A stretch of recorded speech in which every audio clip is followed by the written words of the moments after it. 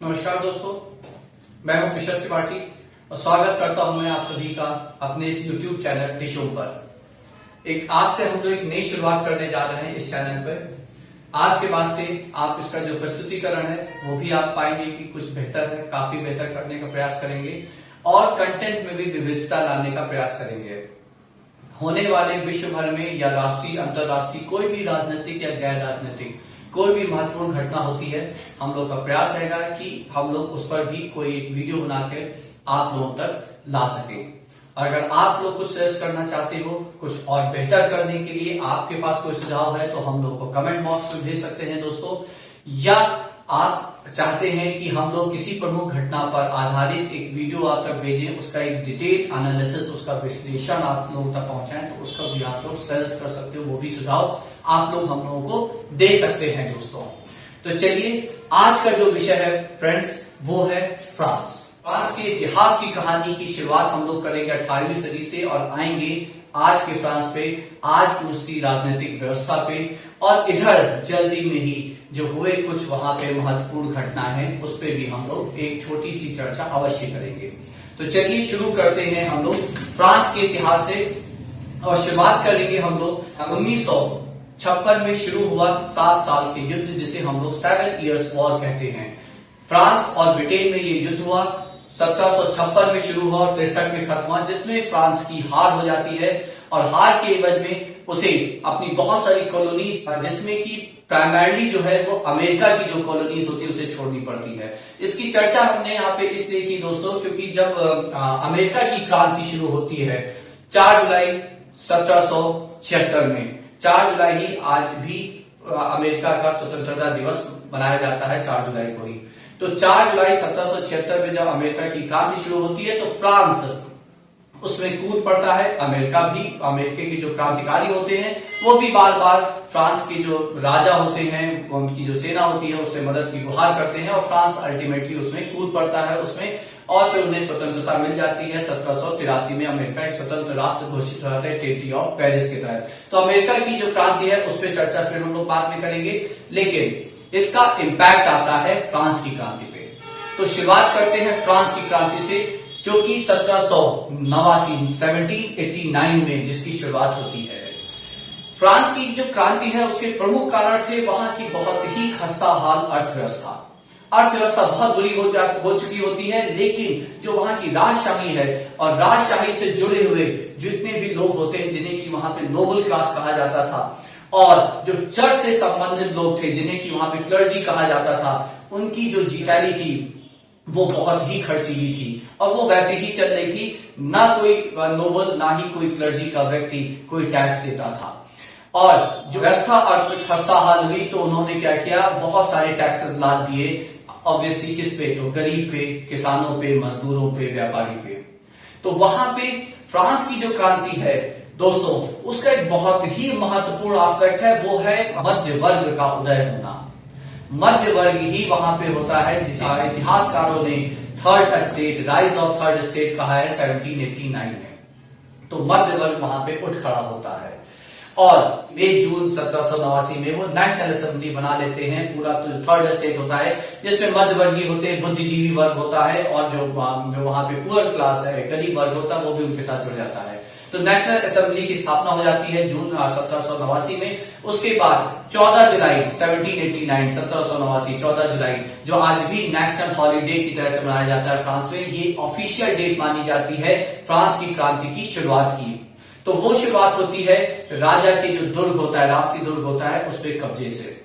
उसके बाद घटनाक्रम बदलता है। अगस्त में declaration of right of citizen आता है, जिसमें कि वहां पे जनता को, जो सिटीजन है फ्रांस की जो जनता है, उसे इक्वालिटी के अधिकार दिए जाते हैं, बराबरी का अधिकार दिया जाते हैं, वोटिंग राइट दी जाती है, रिप्रेजेंटेटिव गवर्नमेंट की बात की जाती है। उसके बाद 2 साल बाद वहां पे एक नया संविधान बनता है, जिस संविधान के अंतर्गत किंग को अभी भी कॉन्स्टिट्यूशनल हेड बनाया जाता है, मोनार्की को रिटेन के रखते हैं वो लोग, जो असेंबली है उसके लिए उत्तरदायी होगा।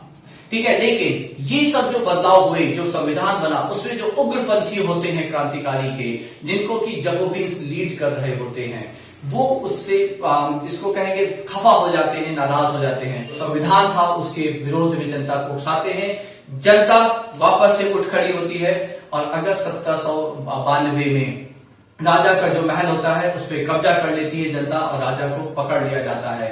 जैकोबिन्स यहाँ पे जो मास होता है, जो दोबारा जो कब्जा की और विद्रोह की क्रांति आती है, उसको जैकोबिन्स लीड करते हैं। उसके बाद अगस्त में ही 1792 में ही नया रिपब्लिक बनाया जाता है।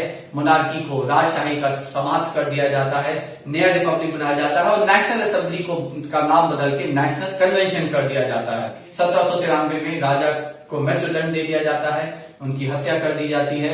उसके बाद जून 93 तक आते आते जो जैकोबिन्स थे, जो उग्रपंथी थे, वो नेशनल कन्वेंशन पे कब्जा कर लेते और जो नरमपंथी थे, जो जिस ग्रुप को गिरोडेंस कहते थे या डैंटोनिस्ट कहते थे, वो साइड लाइन हो जाते हैं, वो पीछे हो जाते हैं। तो जैकोबिन्स जून 1793 तक आते आते नेशनल कन्वेंशन पे कब्जा कर लेते हैं। वहां पे एक नाम उभरता है जो कि बहुत ही कुख्यात माना गया बाद में। उसकी भी एक कहानी है रॉबस्पियरे के, मैक्सिमिलियन रॉबस्पियरे। उसकी भी एक पूरी कहानी है, कभी समय मिला तो उस पर भी चर्चा करेंगे, बहुत इंटरेस्टिंग है। लेकिन रॉबस्पियरे सीन में आते हैं, वो पब्लिक सेफ्टी की जो कमेटी होती है उसके हेड बन जाते हैं और बहुत ही पकड़ उनकी मजबूत हो जाती है नेशनल कन्वेंशन पे। उसके बाद रॉबस्पियरे एक निर्मम अभियान चलाते हैं जिसमें हर विरोधी की वो हत्या करते चले जाते हैं। 10 महीने के अंदर लगभग 10,000 लोगों को मार दिया जाता है। जनता त्रस्त हो जाती है, जनता उठ खड़ी होती है और जुलाई 1994 तक आते आते जनता जैकोबिन्स के खिलाफ आ जाती है। रेन ऑफ टेरर का नाम दिया है इतिहासकारों ने इस 10 महीने के समय काल को। तो रेन ऑफ टेरर का अंत होता है। रॉबस्पियरे, 2 भाई, ऑगस्टे रॉबस्पियरे जो छोटे भाई होते हैं और मैक्सिमिलियन रॉबस्पियरे जो पब्लिक सेफ्टी कमेटी के हेड होते हैं, दोनों की हत्या कर दी जाती है। और उसके बाद 1994 के बाद फ्रेंच पीपल वापस से वहां पे एक सरकार बनती है, सरकार चलती रहती है और फिर आते हैं सीन में नेपोलियन बोनापार्ट। एक पूरा काल है 1799 से लेकर 1815 तक, पूरा का पूरा यूरोप में जो भी कुछ हुआ सब राजनीतिक गैर राजनीतिक तरीके कहीं किसी भी स्टेज पर नेपोलियन बोनापार्ट उसके कहीं ना कहीं सेंटर स्टेज पे रहे, सब कुछ उन्हीं के इर्द गिर्द घूमता रहता है। नेपोलियन बोनापार्ट उभरते हैं 1796 में और 99 तक आते आते नेपोलियन बोनापार्ट गवर्नमेंट को कंट्रोल में ले लेते हैं। और वहां पे 1799 में दोस्तों जो रिवॉल्यूशन है, जो फ्रांस की क्रांति है, उसका अंत मान लिया जाता है और 1804 तक आते आते नेपोलियन खुद को एम्परर, सम्राट घोषित कर देते हैं और जो रिपब्लिक बना था 1792 में, फ्रांस रिपब्लिक बना था, उसका वहां पे अंत आता है क्योंकि वो सम्राट बन जाते हैं, वापस से राजशाही आ जाती है। अब नेपोलियन का जो एरा है उसके 2-3 प्रमुख जो घटनाएं हैं उसको जान लेते हैं। एक है 1805 का बैटल ऑफ ट्रफलगर, बहुत ही महत्वपूर्ण युद्ध है ये बैटल ऑफ ट्रफलगर। इस युद्ध में जो फ्रांस की जो जल सेना है उसके साथ स्पेन की भी जल सेना होती है, ये लोग बढ़ते हैं ब्रिटेन की जल सेना के खिलाफ, ब्रिटेन के खिलाफ युद्ध में। और ब्रिटेन की जो जल सेना है उसे लीड कर रहे होते वाइस एडमिरल नेल्सन। ये वो एक काल था दोस्तों जब 2 महान योद्धा एक साथ एक ही महाद्वीप में थे, एक नेपोलियन बोनापार्ट फ्रांस के सम्राट और एक नेल्सन जो जल सेना को वाइस एडमिरल थे ब्रिटेन की जल सेना के। नेल्सन से संबंधित एक जब अपने बचपन की एक कहानी मुझे याद आती है। जब छोटे थे हम लोग तो एक अपनी इंग्लिश की बुक में एक कहानी थी जिसमें बताया गया था कि नेल्सन जब छोटे होते हैं बचपन में अपने ग्रैंड पेरेंट्स के घर जाते हैं और रात में उन्हें नींद नहीं आ रही होती और घनी रात होती है, मतलब चंद्रमा की नो मून नाइट होती है वो, ठीक है, तो बिल्कुल घनघोर अंधेरा होता है, उन्हें नींद नहीं आ रही होती, वो घर से बाहर निकलते और अकेले ही पैदल चलते चलते पास में कहीं नदी होती, नदी किनारे बैठ के कुछ सोच रहे होते। जब उनके ग्रैंड पेरेंट्स उनके ढूंढते हैं, उन्हें नहीं मिलते तो ढूंढते ढूंढते नदी के किनारे पे पहुंचते हैं और वहां पे जब वो पहुंचते तो आश्चर्यचकित होते कि वो छोटा बच्चा इतनी अंधेरी रात में बिल्कुल सुनसान में बैठा हुआ, उसे कोई डर नहीं लग रहा है। उससे पूछते हैं कि क्या तुम्हें डर नहीं लगता? तो उसका आंसर होता है कि डर क्या होता है। तो ये वही नेल्सन थे जिनका उत्तर होता है कि डर क्या होता है। ये वाइस एडमिरल बने और अपने कुशल नेतृत्व से नंबर ऑफ शिप्स थे ब्रिटिश नेवी की वो कम होती है और स्पेन और फ्रांस की जो नेवल शिप्स होती है वो ज्यादा संख्या होती है, लेकिन इतना कुशल नेतृत्व होता है नेल्सन का कि एक भी ब्रिटिश शिप वहां पे को नुकसान नहीं होता है और फ्रांस की जो नेपोलियन की जल सेना थी हार जाती है, बुरी तरह से वहां पे पस्त हो जाती है, हार जाती है। लेकिन नेल्सन की जान यहाँ पे चली जाती है इस युद्ध में। ये इस युद्ध की महत्ता ये है दोस्तों कि इस युद्ध के बाद जो ब्रिटेन की जो सुप्रीमेसी है नेवी में, जल युद्ध में, वो पूरे विश्व में वापस से स्टैब्लिश हो जाती है और वो अंत तक फिर वो नहीं टूटती है। तो ये था बैटल ऑफ ट्रफलगर। उसके बाद एक महत्वपूर्ण युद्ध होता है 1813, जिससे कि नेपोलियन बोनापार्ट के अंत की शुरुआत कही जाती है, बैटल ऑफ लीप्जिग। बैटल ऑफ लीप्जिग में, जिसे बैटल ऑफ नेशंस भी कहते हैं, एक तरफ फ्रांस की आर्मी होती है और एक तरफ ऑस्ट्रिया, स्वीडन, रशिया और प्रूशिया की आर्मी होती है। प्रूशिया क्या है? तो प्रूशिया को आप ऐसे समझ सकते हैं, जो आज का जर्मनी है दोस्तों, वो उस समय आप मान सकते हैं कि एक कॉन्फेडरेशन होता था। कई सारे कबीले आप मान लीजिए एक साथ एकत्रित होकर राज करते थे, एक बहुत बड़ा क्षेत्र था, उसे प्रूशिया कहते थे। तो इन चारों की आर्मी के अगेंस्ट फ्रांस की आर्मी, नेपोलियन की आर्मी लड़ती है और बुरी तरह हार जाती है। और वो अलायंस की आर्मी और बढ़ते बढ़ते लीप्जिग से बढ़ते बढ़ते 1814 में पेरिस में आ जाती है और नेपोलियन की पूरी बुरी तरह से हार जाती है। नेपोलियन को पेरिस छोड़ के जाना पड़ता है और नेपोलियन को एक छोटा सा द्वीप, आइलैंड एल्बा जिसका नाम होता है इटालियन कोस्ट पे, उस पे भेज दिया जाता है और कहा जाता है कि आप यहाँ के राजा हैं, आप यहीं पे रहिए, आराम से आप इस छोटे से द्वीप में रहिए और अपना राज करिए। लेकिन नेपोलियन एक महान योद्धा होता है, एक महान राजनेता होता है, वो वापस आता है, वो वापस वहां से आता है, भागता है, किसी तरह से एस्केप करता है एल्बा से और वापस पेरिस पहुंच जाता है। पेरिस में उसका जबरदस्त स्वागत होता है। फ्रांस के लोग नेपोलियन को बहुत मानते थे। पेरिस में उसका जबरदस्त स्वागत होता है और जो वहां पे जो भी पेरिस में हेड ऑफ गवर्नमेंट होते हैं वो तुरंत छोड़ के भाग जाते हैं। एक जनता विद्रोह कर होती है, नेपोलियन के साथ हो जाती है। 100 डेज ऑफ नेपोलियन का कमबैक जिसे माना जाता है वो शुरू होता है। वो वापस से अपनी आर्मी जुटाता है, 1 लाख की आर्मी बना लेता है। अनट्रेन्ड आर्मी होती है क्योंकि जल्दबाजी में वो आर्मी जुटाई गई होती है। वार वापस से शुरू होती है, वो वापस से अपनी चीजों को पाना चाहता है, वॉर शुरू होती है। लेकिन फिर आता है 1815 का बैटल ऑफ वाटरलू। बहुत प्रसिद्ध युद्ध है, आप लोगों ने भी सुना होगा। आज भी फ्रेज यूज किया जाता है, अगर कोई व्यक्ति कोई चीज बुरी तरह हार जाए, उसका सब कुछ खत्म हो जाता है, तो कहा जाता है कि ये घटना तो आपके लिए वाटरलू साबित हुई। तो इतनी महत्वपूर्ण है, क्यों? क्योंकि वहां पे एक छोटी सी गलती नेपोलियन करता है, जजमेंटल एरर जिसे हम कह सकते हैं, कि वो जज करने में गलती कर जाता है, कुछ विलंब हो जाता है उससे निर्णय लेने में। नेपोलियन जैसा योद्धा विलंब हो जाता है और उसके बाद बैटल ऑफ वाटरलू में बुरी तरह से हार जाती है फ्रांस आर्मी की और ब्रिटेन और प्रूशिया की कंबाइंड आर्मी होती है फ्रांस के खिलाफ। वहां पे नेपोलियन का अंत हो जाता है और उसे फिर वापस से सेंट हेलेना में भेज दिया जाता है। लेकिन अब ये बहुत दूर होता है और वहां पे उसको एक बंदी की तरह से रखा जाता है नेपोलियन को। और वहां पे 1821 में नेपोलियन का की मृत्यु हो जाती है और उस नेपोलियन काल का 1815 में अंत हो जाता है दोस्तों। लेकिन नेपोलियन, आप सिर्फ ये सोचिए कि महान योद्धा था, एक बड़ा अच्छा वक्ता था, तो नहीं, वो एक सुधारक भी था। आज भी जो फ्रांस में जो नागरिक कानून है, उसकी आधारशिला है, वह नेपोलियन के उस समय की जो न्यायिक व्यवस्था थी उस पे ही वो आधारित है। तो आज की जो नागरिक कानून है वो नेपोलियन की न्यायिक व्यवस्था की उसकी शुरुआत वहां से मानी जा सकती है। और नेपोलियन ने बहुत अच्छे सुधार किए फ्रांस की बैंकिंग व्यवस्था के लिए, फ्रांस की एजुकेशन सिस्टम के लिए, शिक्षा प्रणाली के लिए। तो ये था नेपोलियन का एरा। अब ये चीजें बदलती हैं, चलती रहती हैं। 1848 आता है, फ्रांस वापस रिपब्लिक बनता है, जिसे हम लोग कहते हैं formation of second Republic of France.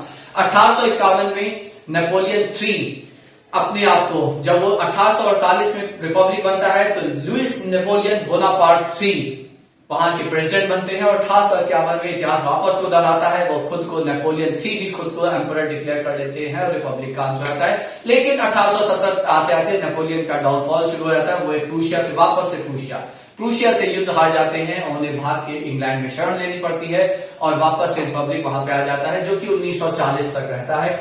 फिर वो फर्स्ट वर्ल्ड वॉर आया, सेकंड वर्ल्ड वॉर आया, वो सब वॉर ट्रीटी ऑफ वर्साले है, बहुत डिटेल है, बाद में कभी चर्चा होगी।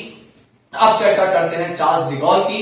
बहुत ही बड़े राजनेता, महान योद्धा, मतलब क्या कहें, मतलब विश्व पटल पे उन्होंने फ्रांस को वापस से जिस व्यक्ति ने स्थापित किया वो चार्ल्स डिगॉल थे। चार्ल्स डिगॉल जब हार जाती है फ्रांस की सेना जर्मनी से, वो हार नहीं मानते हैं और वो आर्मी में होते हैं, डेकोरेटेड आर्मी ऑफिसर होते हैं, आर्मर डिवीजन को लीड करते हैं, बहादुरी से लड़ते हैं। लेकिन युद्ध तो कई बार वो जीते और हारे, लेकिन जब फ्रांस हार जाता है फाइनली, तो जर्मनी के साथ ट्रीटी साइन कर लेता है, जिसे चार्ल्स डी गॉल मानने से इनकार कर देते हैं।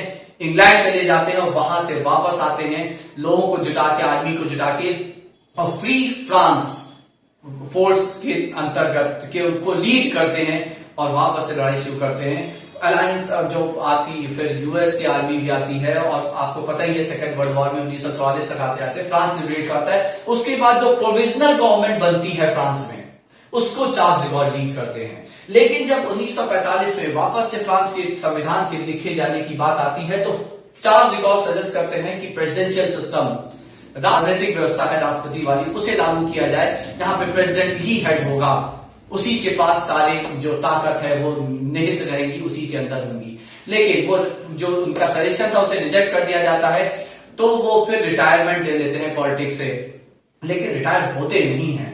गॉलिस्ट पार्टी बनाते हैं चार्ल्स डी गॉल, अपने नाम पे गॉलिस्ट पार्टी बनाते हैं, वापसी की कोशिश करते रहते हैं।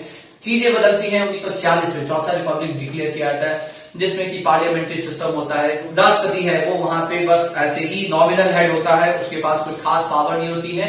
1958 तक आते आते फ्रांस में वापस से उथल पुथल मचती है, चीजें बदलती हैं, लोग नाराज होते हैं, चीजें अच्छी नहीं चल रही होती है। चार्ल्स डी गॉल वापस से सीन में आते हैं और प्राइम मिनिस्टर बन जाते हैं, संविधान में बड़ा बदलाव करते हैं, फिर से संविधान लिखा जाता है। 1959 में फ्रांस में पांचवा रिपब्लिक आता है, और अब वहां पे जो राजनीतिक व्यवस्था है, राष्ट्रपति द्वारा जो लीड करते हैं सरकार को, वो वाली राजनीतिक व्यवस्था आती है। चार्ल्स डी गॉल कॉन्स्टिट्यूशनल में जो बदलाव, संविधान में जो बदलाव लाते हैं, उसके लिए असेंबली में नहीं जाते, वो सीधे जनता के पास जाते हैं, जनमत संग्रह कराते हैं, जिसमें भारी बहुमत से वो जीत जाते हैं, और फिर वो पहले राष्ट्रपति बनते हैं। पांचवी रिपब्लिक जो फ्रांस बनता है, पांचवा रिपब्लिक, उसके वो पहले राष्ट्रपति बनते हैं 1959 में। 1969 तक वो राष्ट्रपति रहते हैं। बहुत सारे इवेंट्स होते हैं चार्ल्स डी गॉल के समय में। बहुत बड़ी हस्ती विश्व पटल पे होती है चार्ल्स डी गॉल, उस पर फिर चर्चा अगर अंत में समय रहा तो हम लोग अवश्य करेंगे। 1969 में वो त्यागपत्र उन्हें देना पड़ता है किन्हीं कारणों से। 1970 में उनकी डेथ हो जाती है। उसके बाद तो फिर फ्रांस में रेगुलर बहुत सारे चेंजेस, बदलाव हर देश के इतिहास में, हर देश के काल में आते रहते हैं, वहां पे भी आते हैं। अब हम लोग वापस आते हैं फ्रांस की राजनीतिक व्यवस्था पे। तो जैसा कि हमने आपको बताया, 1959 में जो राजनीतिक व्यवस्था वहां पे शुरू की गई और उसे आज भी चलाया जा रहा है, वो है राष्ट्रपति पर आधारित राजनीतिक व्यवस्था, presidential form of political system. यहाँ पे इलेक्शन का जो चुनाव का जो तरीका है वो ये है कि कोई भी आप राष्ट्रपति का उम्मीदवार हो, वो सब चुनाव लड़ेंगे। राष्ट्रपति वही बनेगा जिसे कम से कम 50% पॉपुलर वोट मिलेगा। डायरेक्ट इलेक्शन है। लेकिन अगर पहले राउंड में किसी भी व्यक्ति को 50% वोट नहीं मिलता है, तो फिर जो टॉप 2 कंटेस्टेंट है, राष्ट्रपति प्रेसिडेंशियल कैंडिडेट है, वही रह जाएंगे रेस में, बाकी सबको हटना पड़ेगा, और फिर उन दोनों में दूसरा राउंड ऑफ इलेक्शन होगा। उसमें ऑब्वियसली किसी न किसी को तो आपको 50% वोट मिल ही जाना है, और वो राष्ट्रपति निर्वाचित कर दिया जाएगा। तो ये राजनीतिक व्यवस्था है फ्रांस की। फ्रांस आजकल चर्चा में वापस से कब आया, ये तब आया, अक्टूबर 2020 का वाकया है, जब वहां पे मिस्टर सैमुअल पैटी, एक स्कूल टीचर होते हैं, वो क्लास में प्रॉफिट मोहम्मद का एक कार्टून, याद हो 2010 का वो समय, जब फ्रांस में एक चार्ली हेब्डो नाम का एक वीकली मैगजीन छपती है, सैटायरिकल वीकली मैगजीन जहां कहा जाता है, जिसमें कि वो सैटायर्स चलते हैं, वो कुछ कार्टून चुटकुले लिखते रहते हैं पर्सनालिटीज पे, ऑर्गेनाइजेशंस पे, गवर्नमेंट की पे, लोगों पे लिखते रहते हैं। तो 2010 में उसी मैगजीन के संस्करण में, चार्ली हेब्डो के संस्करण में, प्रॉफिट मोहम्मद का एक कार्टून छपा, जिसमें कि इस्लामिक वर्ल्ड में तहलका मच गया। काफी टेररिस्ट अटैक हुए, उनके जो चीफ एडिटर थे उन पे मारने का प्रयास हुआ, पुलिस प्रोटेक्शन दिया गया। लेकिन फ्रांस की जो राजनीतिक व्यवस्था है, वहां पे जो अभिव्यक्ति की स्वतंत्रता है, उनकी जो धर्मनिरपेक्षता की परिभाषा है, वो बहुत अलग है पूरे विश्व में। किसी भी राष्ट्र से आप उसे तुलना कर लीजिए, वो बहुत ही अलग है दोस्तों। बहुत उग्र उसे मान सकते हैं आप, कोई बंधन नहीं है उसपे। धर्मनिरपेक्षता का आलम यह है कि सरकार वहां पे पब्लिक में किसी भी रिलीजियस सिंबल को अलाउ नहीं करती है, किसी भी रिलीजियस जो भी कोई चीज जो रिलीजन को डिस्प्ले करे उस पे वो वहां पे सरकार उस चीज को पब्लिकली अलाउ नहीं करती है। ये धर्मनिरपेक्षता का आलम है। और स्वतंत्रता की अभिव्यक्ति तो ये है कि सरकार कभी हस्तक्षेप नहीं करती, इसीलिए वहां पे कोई भी व्यक्ति किसी भी व्यक्ति के लिए कुछ भी बोल सकता है, उस पर चुटकुले बना सकता है, वो भगवान हो, किसी धर्म से संबंधित हो, कोई भी हो। तो वो वहां की व्यवस्था है, उनके पास ये अधिकार है। सरकार ने वहां पे अधिकार दे रखा है, जो वहां के नागरिक हैं वो उस अधिकार का प्रयोग करते हैं। संविधान ने अधिकार दिए हैं। लेकिन किसी को लगता है कि उसको मतलब उसको बुरा लगा तो वो मानहानि का दावा कर सकता है, मानहानि के कानून है, लेकिन सरकार वहां पे कभी भी हस्तक्षेप नहीं करती। तो ये आप एक तरह से मान लीजिए फ्रीडम ऑफ स्पीच, अभिव्यक्ति की स्वतंत्रता की पराकाष्ठा है, जो आपको सिर्फ और सिर्फ फ्रांस में मिलेगी। और वहां के जो लोग हैं, फ्रांस के लोग हैं, वहां की जो सरकार है वो इस पे गर्व करती है, इस व्यवस्था पे उन्हें गर्व है और शायद ठीक भी है। चलिए इस पे बहस हो सकती है, फिर वही बात है, कभी समय मिला तो चर्चा करेंगे। तो खैर वो जो कार्टून छपा था वो फिर सैमुअल पैटी ने अपनी क्लास में दिखाया। तो एक चेचन लड़का होता है जो फ्रांस में ही होता है, फ्रांस का सिटीजन है, 18 साल का, वो उनको निर्मम हत्या कर देता है सैमुअल पैटी की। ये वाकया है अक्टूबर 2020 का, आज से मुश्किल से 2-2.5 महीने पहले का। तो ये वापस से सारी चीजें चर्चा में आई। तो चलिए ये हो गया दोस्तों फ्रांस की राजनीतिक व्यवस्था। थोड़ी सी चर्चा हम लोगों ने फ्रांस के जो परिभाषा है धर्मनिरपेक्षता की और अभिव्यक्ति की स्वतंत्रता की, इस पे भी की।